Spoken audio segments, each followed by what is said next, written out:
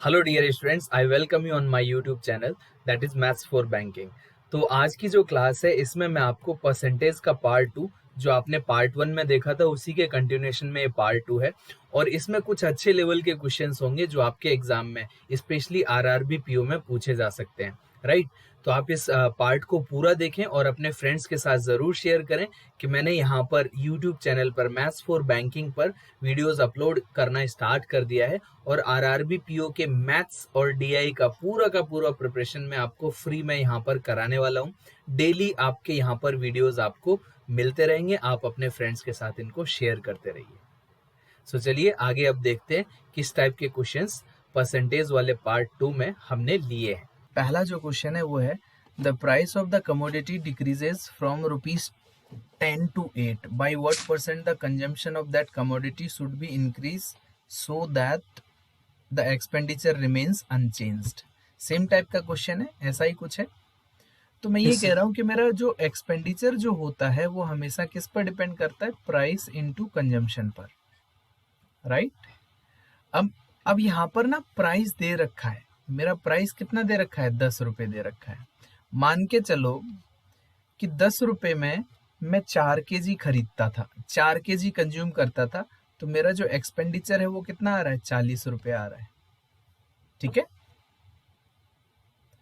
अब मेरा 40 रुपए ही एक्सपेंडिचर अभी भी रहना चाहिए, लेकिन अब जो प्राइस हो गया है वो 8 हो गया है, तो मेरा कंजम्पशन कितना हो जाएगा, 5 हो जाएगा कि नहीं हो जाएगा।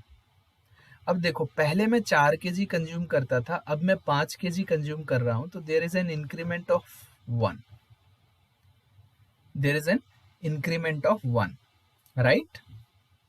तो 1 का जो इंक्रीमेंट हो रहा है वो कितने पर हो रहा है, 4 पर हो रहा है। तो 1/4 का इंक्रीमेंट हो गया कि 1/4 मुझे बढ़ाना पड़ेगा। 1/4 का मतलब होता है मेरा 25%। तो आंसर हो जाएगा मेरा 25%। अब देखो, मैंने 40 रुपए ही क्यों लिया, उसका भी एक रीजन है। यहाँ पर 10 है और यहाँ पर 8 है, दोनों का एलसीएम लूंगा तो दोनों से वैल्यू एग्जैक्टली कटेगी ना। तो मैंने एक्सपेंडिचर को 40 इनके बिहाफ पर माना है कि इन दोनों का एलसीएम 40 हो सकता है। तो 10 के हिसाब से 4 केजी होगा, 8 के हिसाब से 5 केजी होगा, ये दोनों चेंज नहीं हुए। और यहाँ पर 4 से 5 हो गया है, तो ये एक का इंक्रीमेंट हुआ 4 पर, तो 25% का इंक्रीमेंट होगा। नेक्स्ट क्वेश्चन सॉल्व करते हैं। How many litres of water should be mix to 9 litre of saving lotion that contains 50% alcohol so that the mixture contains 30% alcohol। तो देखो, इस टाइप के क्वेश्चन ना बहुत ही फ्रिक्वेंटली पूछे गए हैं प्रीवियस ईयर पेपर्स में। How many litres of water should be mix to 9 litre of saving lotion that contains 50% of alcohol. तो जो सेविंग लोशन की बात कर रहा है, तो मान के चलो जो भी ये सेविंग लोशन है, इसका जो टोटल वॉल्यूम दे रखा है हमें, वो दे रखा है 9 लीटर, राइट। इस 9 लीटर में से 50% तो हमारा अल्कोहल है, राइट, और 50% क्या रहा होगा, वाटर। तो वाटर भी मेरा 4.5 लीटर है और अल्कोहल भी मेरा 4.5 लीटर है, राइट। अब क्या बोल रहे हैं कि how much water should be mix so that mixture contains this 30% of alcohol, फिर 30% बचना चाहिए। तो ऐसे इमेजिन करो कि हम अल्कोहल को तो सेम रख रहे हैं ना, ये तो क्वांटिटी सेम रहेगी क्योंकि अल्कोहल में तो कुछ ऐड नहीं कर रहे, we are adding water only, we are adding water only. तो दो तरीके से इसको निकाला जा सकता है। एक तो बेसिक तरीका हो सकता है। बेसिक तरीका क्या हो गया कि अभी ये जो 50% है इस 9 लीटर का ना, तो ये जो 4.5 लीटर ये सेम रहने वाला है, बट यही 4.5 जो नया सॉल्यूशन बनेगा उसके लिए 30% की वैल्यू के बराबर होगा, होगा कि नहीं होगा। तो अब अगर 30% की वैल्यू ये है, तो 100% की वैल्यू क्या होगी, एक तो तरीका ये हो गया। तो 100% के लिए हम क्या निकाल देंगे कि भाई 4.5 जो है वो 30% की वैल्यू है, तो 100% की वैल्यू क्या होगी, 0 से 0 कट गया और ये 1.5 टाइम्स। तो एक्चुअल में जो सॉल्यूशन है वो अब होगा मेरा 15 लीटर। अब 15 लीटर में से 4.5 तो ये था, राइट। तो जो वाटर बचेगा वो कितना बचेगा, 10.5, राइट। और 4.5 पहले से ही था, तो मैंने ऐड कितना किया 6 लीटर, तो आंसर क्या हो गया 6 लीटर। समझ में आया कि जो सेविंग लोशन है उसमें अल्कोहल और वाटर है, और किस रेशियो में है 1:1 के रेशियो में है, और इसका जो टोटल क्वांटिटी दे रखा है वो दे रखा है 9, दोनों का मिला के, राइट। अब देखो अल्कोहल और वाटर, अब क्या रेशियो हो गया, अल्कोहल कितना है 30%, तो 30% हो जाएगा तो ये क्या होगा 70%, तो अब जो रेशियो हो गया है वो 3:7 हो गया है। हुआ कि नहीं हुआ?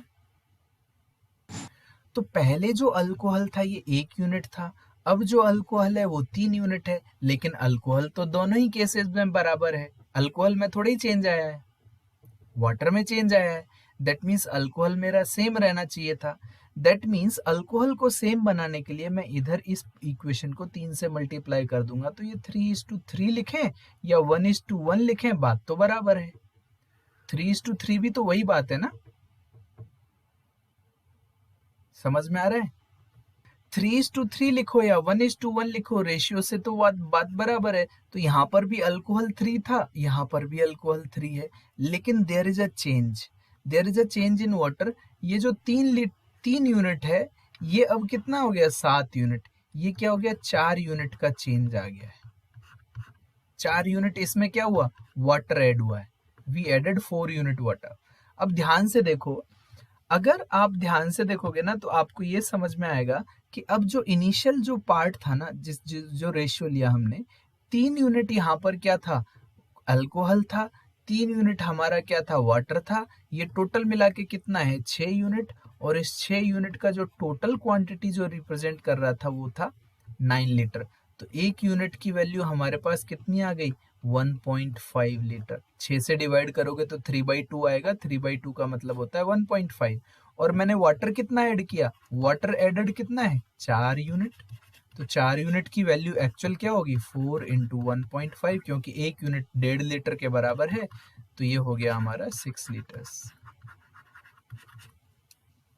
ठीक है, तो रेशियो मेथड ज्यादातर अप्लाई करते हैं, अगर बेसिक मेथड भूल जाते हो तो। दोनों ही मेथड अपने आप में बेस्ट है। आपको यहाँ से ये सेम वैल्यू है ना, ये 4.5 यहाँ पर रहेगा, 4.5 यहाँ पर रहेगा, बट ये पहले 50% को शो कर रहा था, अब ये 30% ओवरऑल को शो कर रहा है। तो 30% की वैल्यू ये है, तो 100% की वैल्यू निकाल देंगे। 100% की वैल्यू 15 लीटर आ गई, जिसमें से 9 लीटर पहले से ही था, तो ऐड कितना किया 9 घटा दें तो 6 लीटर। या तो ऐसे निकाल लो, या तो 4.5 ये था, फिर 10.5 बच गया, 10.5 में 4.5 ये था, फिर कितना बचा 6, वही ऐड किया गया, या सीधे 15 लीटर में से 9 माइनस कर दो। ठीक है, दोनों पार्ट क्लियर है? ओके।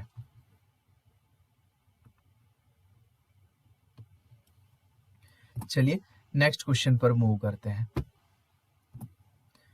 नेक्स्ट क्वेश्चन कुछ वैसा ही है, सेम टाइप का क्वेश्चन है। If 1 liter water is poured into 3 liter of sugar solution that contains 40% sugar, then what will be the percentage of sugar in new solution? So, अगर हम बात करें 3 litre of sugar solution है, तो ध्यान से देखना शुगर सॉल्यूशन का मतलब क्या होता है। शुगर सॉल्यूशन का मतलब होता है इसमें कुछ तो शुगर है और कुछ तो वाटर है, राइट। अब वो कह रहा है कि 1 litre water is poured into 3 litre of the sugar solution that contains 40% sugar, then what will be the percentage sugar in new solution. तो पहले जो 3 लीटर शुगर सॉल्यूशन था उसमें 40% क्या था, 40% क्या था शुगर था, तो बाकी क्या होगा 60% वाटर होगा, राइट। अब देखो इसमें केवल और केवल हम क्या ऐड कर रहे हैं, वाटर ऐड कर रहे हैं, वी आर एडिंग वाटर। तो शुगर में तो कोई फर्क नहीं पड़ रहा ना, शुगर में तो कोई फर्क नहीं पड़ रहा। अब शुगर जो घुला हुआ शुगर है वो 3 लीटर में 40% है, तो शुगर का जो क्वांटिटी होगा वो कितना होगा, ये 2:3 का रेशियो हो गया ना। तो 5 यूनिट की वैल्यू 3 लीटर है, तो 1 यूनिट कितना होगा 5 से डिवाइड करोगे तो 0.6, तो शुगर का जो वेट रहेगा वो 1.2 रहेगा और ये 1.8 रहेगा, राइट। अब क्या कह रहा है कि now 1 litre water is poured into this sugar solution. तो पहले ये 3 था, अब ये कितना हो गया 4, जिसमें से ये तो कांस्टेंट रहेगा, अभी भी 1:2 ही रहेगा, लेकिन वाटर कितना हो जाएगा आपका, क्योंकि ये तो सेम रहेगा ना, क्योंकि क्या पूछ रहा है then what will be the percentage of sugar in new solution. तो ये 1.2 तो सेम रहेगा, लेकिन सॉल्यूशन टोटल मिला के 4 हो गया है, तो इसमें से कितना परसेंटेज बना। तो अगर हम 40 कर लें, 4 से फिर ये 3 बार डिवाइड होगा और 4 से ये 10 बार, तो 3/20 का मतलब क्या होता है 30%। बेसिक मेथड से बताया, उससे भी कर सकते हैं हम इसको, इवन एलिगेशन से भी होते हैं ये क्वेश्चन। एलिगेशन से जब मैं पढ़ाऊंगा एलिगेशन तब बता दूंगा, अभी रेशियो से और कर लेंगे। रेशियो से कैसे होगा वो एक बार मैं बता देता हूँ। इतना पार्ट क्लियर है कि भाई ये 1.2 ये था, 1.8 ये था। अब क्या हुआ कि अब ये 3 से 4 हो गया, लेकिन इसकी वैल्यू में कोई चेंज नहीं आया, तो ये तो 1.2 ही रहेगा। तो 1.2 अब इस 4 लीटर का कितना परसेंट है, पॉइंट हटाने के लिए 10 नीचे कर लिया था, तो ये 3/10 बन रहा था। 3/10 का मतलब होता है 30%। समझ में आ गया होगा। अब रेशियो से करते हैं। अब देखो रेशियो से कैसे करेंगे, रेशियो से कर लेते हैं। तो ये तो हमने ऐसे किया था कि भाई शुगर जो है, शुगर प्लस क्या था हमारा, वाटर था, ये तीनों मिला के 3 लीटर था। तो ये 40% था और ये 60% था। तो यहाँ से हमें पता लगा था ये 1.8 है और ये 1.2 है। ये 1.2, अब नया सॉल्यूशन जो 4 लीटर है उसका कितना परसेंट होगा, तो ये हमने निकाला था 3/10 विच इज इक्वल टू 30%। अब रेशियो से बता देता हूँ। रेशियो से देखो, शुगर और वाटर का जो रेशियो है इनिशियल वो 2:3 है, राइट, रेशियो से। और यहाँ पर जो टोटल सॉल्यूशन था वो 3 लीटर था। जो टोटल सॉल्यूशन है वो क्या है, 3 लीटर है। अब ये कह रहा है कि 3 लीटर में से ये 2 यूनिट है, ये 3 यूनिट है, 5 यूनिट, तो ये तो हमने निकाल लिया था कि ये 1.2 होगा और ये 1.8 होगा, राइट। नाउ शुगर सॉल्यूशन कोई चेंज नहीं आ रहा, तो शुगर में तो कोई चेंज नहीं आया, ये तो 2 ही रहा, इस 2। लेकिन ये कितना हो गया है, अब या ध्यान देखना, ध्यान से देखना, ये तो 2 लीटर 2 यूनिट ही रहा, लेकिन इस 3 यूनिट में तो इसको आप ऐसे मानेंगे ना 2x और 3x, और रेशियो में मानना है। अगर इसकी एग्जैक्ट वैल्यू लिख लें तो वो ज़्यादा आसान हो जाएगा। ये 1.2 हो गया और ये 1.8 था। अब इसमें केवल और केवल ये ऐड हो रहा है, तो नया रेशियो बन जाएगा। नया रेशियो क्या बनेगा, 1:2:2:8। और देखो जीरो, ये पॉइंट से पॉइंट कैंसिल आउट हो गया। तो अब जो आपके पास आ रहा है, अब 2 से कट कर दो, 6:14, और फिर आप ऐसे भी लिख सकते हो 3:7, राइट। अब इस 3:7 की जो वैल्यू है वो क्या है आपकी, 4 लीटर है। अब इसकी तो जरूरत ही नहीं पड़ेगी। अब देखो टोटल मिला के अगर 3 यूनिट शुगर है और 7 यूनिट वाटर है, तो टोटल तो 10 यूनिट हो गया, और उसमें से 3 लीटर क्या है आपके पास, शुगर। तो 3/10 का मतलब क्या होता है। तो यहाँ से क्वांटिटी से हम ये भी निकाल सकते हैं, रेशियो भी निकाल सकते हैं, नए वाला। अब नए वाला रेशियो 3:7 है, दैट मीन्स ये क्या हो गया, ये 30% है और ये 70% है, बिकॉज टोटल सॉल्यूशन तो 100% होता है। समझ में आया। नेक्स्ट क्वेश्चन पर आ जाते हैं। सो नेक्स्ट क्वेश्चन कह रहा है कि Surendra scored 37.5% of the marks in an annual examination of his class and got failed by 68 marks. In that examination, his sister scored 47.25% of the marks, that is 49 marks more than passing marks. Then find the maximum marks in that examination. So, Surendra का जो score है हमारे पास वो है 37.5%, और ये उस exam में जो है वो फेल्ड बाई 68 मार्क्स है, failed by 68 marks. In that examination he sister scored 47.25% and she passed the exam by 49 marks. 49, right, passed by 49 marks. तो देखो इन दोनों परसेंटेज में अगर आप डिफरेंस देखो तो इन दोनों परसेंटेज का जो डिफरेंस है वो है 9.75%, दोनों का डिफरेंस। मान के चलो ये किसका होगा, ये टोटल का ही तो है, जो भी टोटल है, टोटल का 37.5% स्कोर किया, टोटल का 47.25 स्कोर किया। तो इन दोनों का जो डिफरेंस है वो एक ही पर्टिकुलर वैल्यू के लिए है, ये दोनों परसेंटेज। तो इन दोनों का जो डिफरेंस है वो क्या हो गया, 9.75% ऑफ टोटल, राइट। अब टोटल में डिफरेंस क्या रहा होगा, ये तो 68 नंबर से फेल हो रहा था, मान के चलो पासिंग मार्क्स इतने हैं, तो इसको मिले P-68 और इसको कितना मिला P+49। तो इन दोनों में जो डिफरेंस है स्कोर में, ये 68 यहाँ कम है, 49 ज्यादा है, तो दोनों का एडिशन ही तो होगा।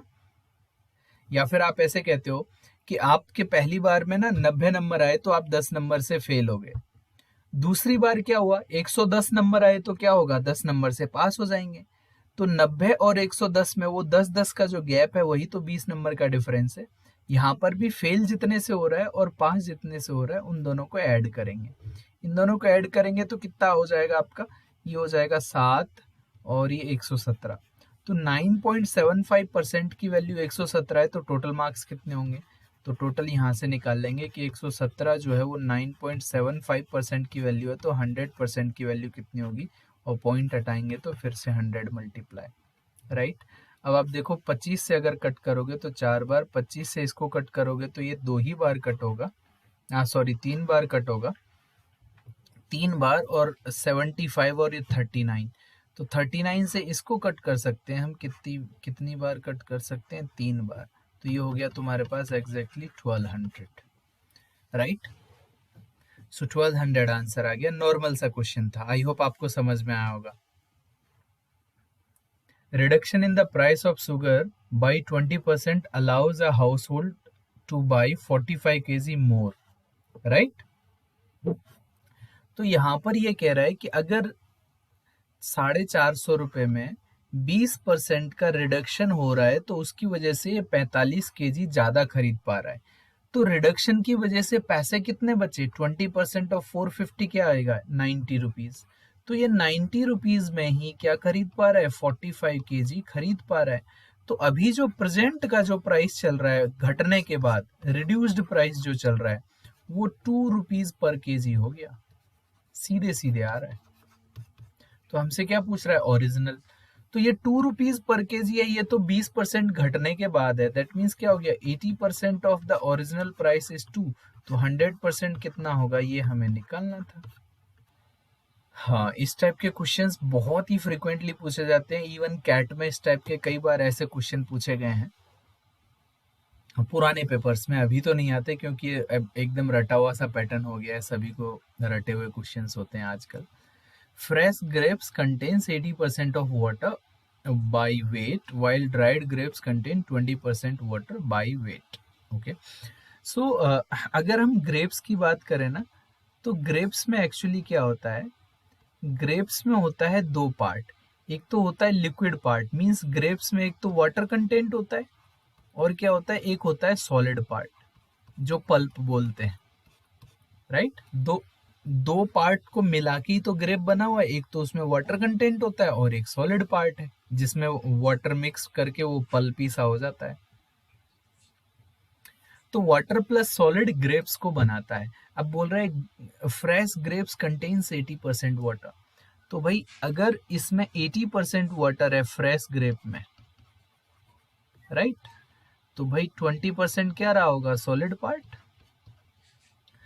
अब कह रहा है ड्राई ग्रेप की बात कर रहा है, ड्राई ग्रेप्स में भी वाटर और सॉलिड पार्ट रहेगा, तो dry grapes contain 20% water only, तो यहाँ पर उल्टा हो जा रहा है। तो यहाँ पर ये 2:4 या 1:4 लिख दो, और यहाँ पर ये क्या है, 4:1 है। ये है फ्रेश ग्रेप्स, ये है ड्राई ग्रेप्स। अब बोल रहा है भाई what is the weight of dry grapes available from 50 kg of fresh grapes, right? तो अब क्या बोल रहा है, यहाँ पर ध्यान से देखना ये वाला पार्ट, कि मेरे पास ना 50 kg फ्रेश ग्रेप्स हैं, 50 kg, तो देखो 4 यूनिट वाटर है और 1 यूनिट सॉलिड पार्ट है, राइट। 1 यूनिट क्या है? सॉलिड पार्ट है। अब अगर ड्राई करूंगा कोई चीज में, मान के चलो ये एक मेरे पास कंटेनर है, राइट, इसमें सॉल्ट प्लस वाटर है। अगर मैं इसे धूप में सुखाऊंगा तो इसमें से सॉल्ट का पार्ट कम होगा क्या? No sir. Salt will remain constant. In the yes sir. Same way जो ये ड्राई ग्रेप्स वाले क्वेश्चन आते हैं या वाटरमेलन वाले क्वेश्चन आते हैं जिसमें उसको धूप में सुखा रहे होते हैं, तो उसमें से सॉलिड पार्ट कभी कम नहीं होता है। क्या पार्ट कम होता है? Liquid part. तो solid will remain constant. Constant. तो इसको रेशियो से भी किया जा सकता है कि भाई यहाँ पर सॉलिड पार्ट तो 1 यूनिट है और यहाँ पर है सॉलिड पार्ट 4 यूनिट, तो ये दोनों बराबर होना चाहिए था। तो यहाँ पर हम इसको बराबर कर देंगे। तो ये क्या हो जाएगा? अब 4 से मल्टीप्लाई किया तो ये 4:16 बनेगा। समझ में आ गया? Yes sir. ओके। अब देखो, अब ये जो रेशियो बन गया है जो हमने बनाया है, इस रेशियो को कंसिडर करेंगे क्योंकि यहाँ पर 4 और 4 बराबर हो गया। जो सॉलिड पार्ट जो था दोनों तरफ बराबर है, सॉलिड पार्ट दोनों तरफ इक्वल हो गया है, राइट।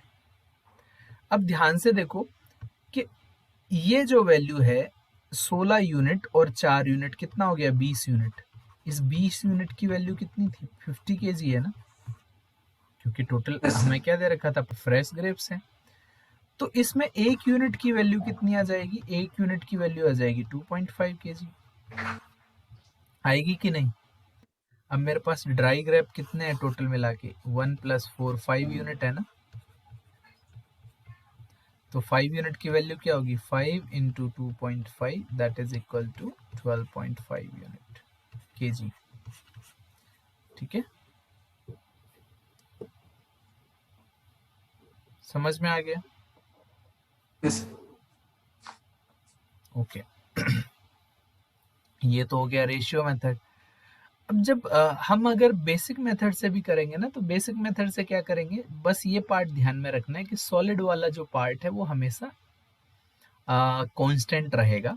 तो यहाँ पर अगर मैं इसको बराबर नहीं करता तो फिर मैं इससे कंपैरिजन करता। 4 यूनिट और 1 यूनिट कितना हो गया आपका? 4 यूनिट और 1 यूनिट 5 यूनिट। इस 5 यूनिट की वैल्यू अगर मैं 50 केजी मानता तो ये मेरा 40 केजी होता और ये मेरा 10 केजी होता। तो सॉलिड पार्ट अगर इधर 10 केजी है तो इधर भी ये 10 केजी ही होता। तो यहाँ पर फिर क्या आ जाता? 4 यूनिट की वैल्यू 10 केजी है तो 1 यूनिट 2.5, तो 2.5 ये और 10 ये, तो 12.5 बन जाता, ऐसे भी बन जाता। समझ में आ रहा है ना? तो भाई 10 केजी तो तब होता जब केवल सॉलिड पार्ट की बात कर रहा होता। तो सॉलिड पार्ट 10 केजी है, वो 4 यूनिट, 1 यूनिट वाटर भी तो है, तो ये 2.5 यूनिट और इसमें ऐड कर देंगे 2.5 केजी। दोनों मेथड ही आसान होते हैं, समझने वाली बात है बस थोड़ी सी। ठीक है। अब कह रहे हैं in an election between two candidate 75% of voters cast their vote, out of which 2% of voters were declared invalid and a candidate got 9261 votes which were 75% of total valid votes. The total number of voters enrolled in that election was okay.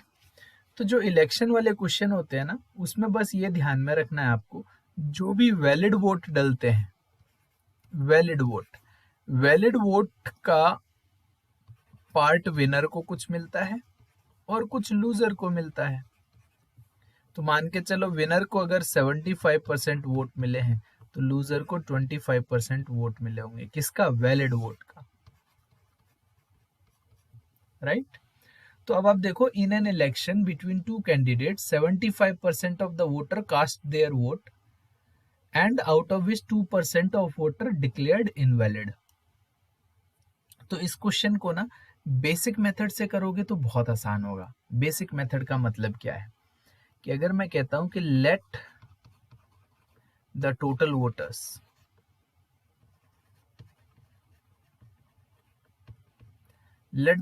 Voters be 100 और take it as an X से करेंगे ना तो ज्यादा आसान रहता है। 100 से लेके करेंगे तो फालतू के कैलकुलेशन में फंसने वाले हैं। अब कह रहा है कि ये जो एक्स थे ना, इसमें से 75% ने ही वोट डालने गए थे, बाकी 25% तो वोट ही डालने नहीं गए। तो 25% कितना होता है? 1/4। 1/4 घटा दो तो 75% ने वोट डाला, दैट मीन्स क्या हो गया कि जितने भी लोग थे उसका 3/4 वोट डाल के चले गए। समझ में आ रहा है? अब जितने लोगों ने वोट डाला उसमें से 2% इनवैलिड है, तो 98% वैलिड होगा कि नहीं होगा? होगा। 98% 98 वैलिड हो हो गया। गया, तो 98/100 कर लेंगे यहाँ पर। Yes sir. अब देखो जो वैलिड वोट हैं ये, अब वैलिड वोट में से देखो, a candidate got 9261 vote which were 75% of the total valid vote. तो ये तो टोटल वैलिड वोट हो गए ना हमारे लिए। अब इसका भी 75% मतलब 3/4 किसको मिले? जो जीत रहा है। और उसको एक्चुअल में कितने वोट मिले, इसी की तो वैल्यू दे रखी है, तो एक ही लाइन में क्वेश्चन हो जाता है। अदरवाइज तुमको क्या मिलेगा ना, बहुत सारे लोगों ने क्या किया हुआ है, इसको ना 100 मान के किया है, और वो अजीब से तरीके से करते हैं। अजीब नहीं होता है, बट हाँ वो थोड़ा फैसिनेटिंग बनाते हैं इन चीज़ों को, कि देखो ऐसा हो गया वैसा हो गया, जबकि उनको ये नहीं पता कि अगर मैं बेसिक से करूंगा तो एक ही लाइन का सवाल है। क्योंकि उनको बेसिक हो सकता है उन्होंने कभी पढ़े ही ना हो, ये सीधे ट्रिक रटे हों, क्योंकि बहुत सारी चीजें ऐसी ही हैं। तो ये तो हो जाएगा एक लाइन में, जब सॉल्व करेंगे तो एक्स की वैल्यू आ जाएगी, राइट। लोग क्या करते हैं कि टोटल वोट को मानते हैं 100 वोट हैं, लेट टोटल वोट। अब वो कहेगा कि भाई इसमें से वैलिड कितने लोगों ने वोट डाला, तो 75 लोगों ने वोट डाला, 75 वोट डालने गए, उसमें से 2% लोग वोट इनवैलिड हो गए, तो 98% निकालना पड़ेगा इधर और 2% इधर। तो देखो 2% निकालने का मतलब क्या है, 1% 0.75 है ना, तो 2% निकलेगा 1.5। तो आप ये लिख सकते हो कि ये 73.5 हो जाएगा, और ये कितना हो जाएगा 1.5। तो ये तो काउंट होगा ही नहीं, राइट। फिर इसमें से क्या हो रहा है, ये वैलिड वोट है। फिर इसमें से क्या हो रहा है, 75% मतलब 3/4 वोट विनर को मिले हैं, और इधर ये लूजर को मिले हैं 1/4।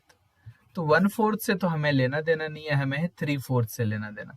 तो 73.5 का 3/4 निकालोगे ना, तो ये किसके बराबर दे रखा है, ये बराबर दे रखा है 9261।